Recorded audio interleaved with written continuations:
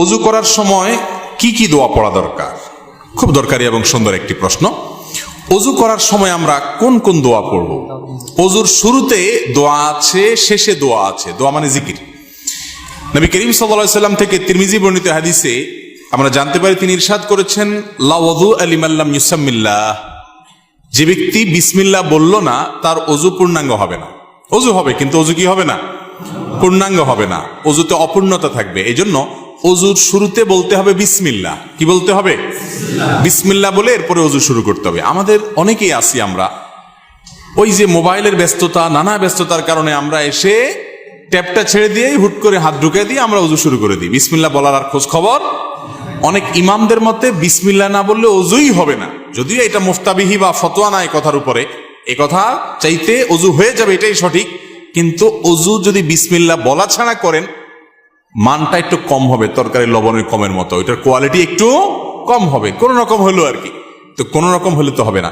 নবী করিম সাল্লাল্লাহু আলাইহি সাল্লাম বলেছেন, ওযুর ক্ষেত্রে সব সময় আসবিগুল ওযু, তোমরা ওযুকে পূর্ণাঙ্গ রূপে করো। আই আকমিলুল ওযু।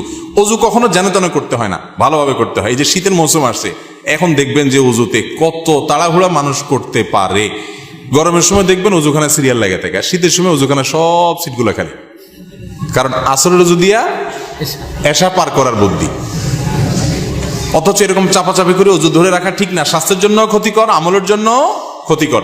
এই জন্য ওয়াইলুল আকাবিরান নার হাদিসে আসছে, পায়ের গিরা, গোড়ালি, এই যে চিপা চাপা আঙ্গুলের শুকনা থাকে, এগুলো বিশেষ করে শীতের সময়, অন্য সময় তো বটেই, শীতের সময় বিশেষভাবে এগুলোকে যত্ন সহকারে ধুইতে হয়। যাই হোক, তো ওযুর শুরুতে বিসমিল্লাহ বলতে হবে। কি বলতে হবে? বিসমিল্লাহ। এটা হলো প্রথম ওযুর শুরুর জিকির।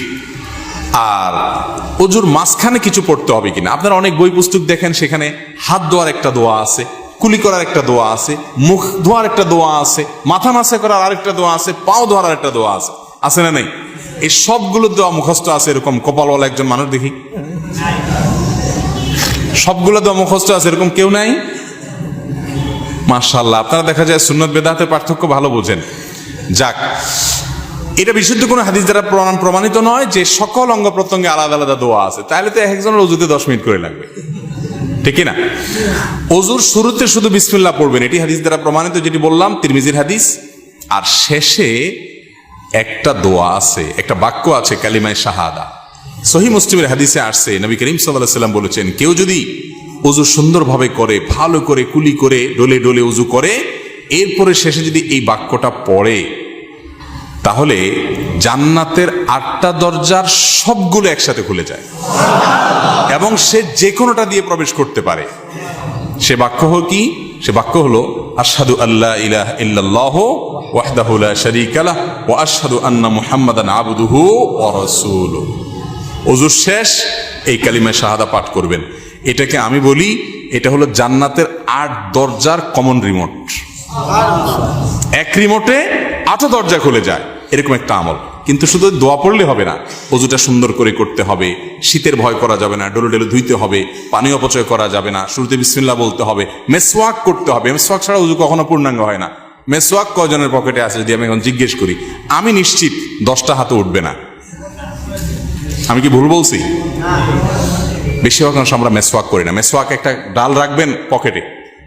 আমি চেষ্টা করি আমার পরিবারের সকল সদস্যদেরকে মেসওয়াকে অভ্যস্ত করতে। মেসওয়াকের মাধ্যমে ঈমান তাজা হয়, ঈমান তাজা হয়, এর সাথে ব্রেইনের নার্ভের সম্পর্ক, ঈমান তাজা হয়। মেসওয়াক করবেন। তো এই জন্য পূর্ণাঙ্গ ওযু করবেন, শুরুতে বিসমিল্লাহ আর শেষে আশহাদু আল্লা ইলাহা ইল্লাল্লাহু ওয়াহদাহু লা শারীকা লাহু ওয়া আশহাদু আন্না মুহাম্মাদান আবদুহু ওয়া রাসূলুহু। এই দুটি দোয়া শুরু এবং শেষে আছে।